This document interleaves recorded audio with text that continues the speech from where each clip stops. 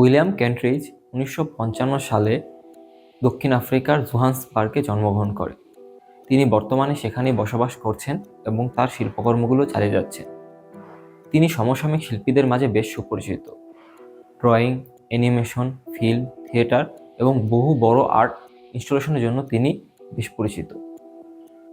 বর্ণবাদের সময় বড় হওয়ায় তিনি ছোটবেলা থেকে রাজনৈতিক অন্যায়গুলো দেখে এসেছেন। তার বাবা মা ছিলেন বর্ণবাদ বিরোধী আইনজীবী। আদালতের লড়াই ও রাষ্ট্রীয় সহিংসতার মধ্যে তিনি বড় হয়েছেন।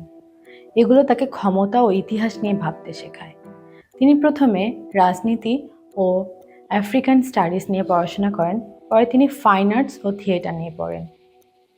১৯৮০ সালের শেষের দিকে তিনি চারকোল ড্রয়িং দিয়ে তার ছবি আঁকা শুরু করেন। তিনি এই একই ছবি বারবার আঁকতেন, আবার মুছতেন। এই মোছা আঁকার প্রক্রিয়ায় তার কাজের মূল বৈশিষ্ট্য। এর মাধ্যমেই তিনি স্মৃতি, অস্থিরতা, পরিবর্তনের কথা বলেন। তার কাজের মূল বিষয়গুলো হলো সময়, ক্ষমতা, অনিশ্চয়তা আর কলোনিয়ালিজম। তিনি প্রায়ই প্রশ্ন করেন, ইতিহাস কিভাবে তৈরি হয় আর কেই বা সেটা নিয়ন্ত্রণ করে। দ্য রিফিউজাল অফ টাইম একটি মাল্টিস্ক্রিন ভিডিও ইনস্টলেশন। এখানে দর্শকের চারপাশে চলমান ছবি এবং শব্দে ঘেরা থাকে। এই কাজটি তিনি বিজ্ঞানী পিটার গ্যালিসন এবং সুরকার ফিলিপ মিলারের সাথে মিলে তৈরি করেন।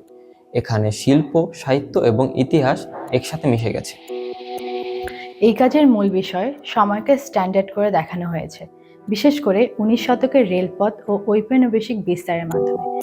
এখানে সময়কে দেখানো হয়েছে একটি নিয়ন্ত্রণের হাতিয়ার হিসেবে। ইনস্টলেশনের মাঝখানে একটি বড় শ্বাস নেওয়া মেশিন দেখতে পাওয়া যায়, যেটাকে অনেকে হাতি বলে থাকে। এটি যেন জীবন্ত কোনো কিছুর মতো ফুলে সংকুচিত হয়। চারপাশে 5টা প্রজেকশন চলে। সেখানে দেখা যায় মার্চ করা মানুষ, ভাঙা ল্যান্ডস্কেপ, বৈজ্ঞানিক ডায়াগ্রাম, মেট্রোনম এবং কেন্দ্রিসের নিজের ছায়া।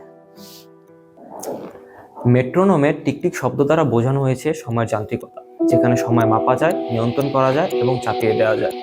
মার্চ করা ছবিগুলো মূলত শ্রম এবং ঔপনিবেশিক যুগের নিয়মকেই বোঝানো হয়েছে। এখানে ছবি বারবার বদলে যায়, মুছে যায়, কোনো কিছুই স্থির নয়। এই টানাপোড়ার ভাঙ্গনেই এই কাজটির অন্য এক মাত্রায় নিয়ে গেছে। কেন্ট্রিজ দেখান কিভাবে গ্রিনউইচ মিন টাইম পুরো পৃথিবীতে স্ট্যান্ডার্ড হয়ে যায়, আর এর ফলে স্থানীয় সময়ের ধারণা মুছে যায়। তিনি আইনস্টাইনের আপেক্ষিকতার ধারণার কথাও টানেন, যেখানে সময় একদম স্থির বা একরকম নয়। এ কাজের এডিটিং ভাঙা ভাঙা, প্রজেকশনগুলো একটির উপর আরেকটি পড়ে, ফলে শব্দ এবং ছবির মধ্যে কোনো মিল থাকে না, ফলে একটা টেনশন তৈরি হয়। এটা কোনো সরল গল্প না, বরং একটা পরিবেশ তৈরি করে। মনে হয় ইতিহাস এগোচ্ছে, আবার ভেঙেও যাচ্ছে। শ্বাস নেওয়া মেশিনটি মনে করিয়ে দেয় সব নিয়ন্ত্রণের মাঝেও একটা মানবিক এবং জীবন্ত ব্যাপার আছে। শেষে কেন্ট্রিজ আমাদের জিজ্ঞাসা করেন, যেহেতু সময়কে আমরা নিয়ন্ত্রণ করতে পারি, চাপিয়ে দিতে পারি, ভাগ করতে পারি, তাহলে কি অস্বীকারও করতে পারি? আমরা কি শুধু সময় নিয়মে চলি, নাকি সময়কে গড়ে তুলি?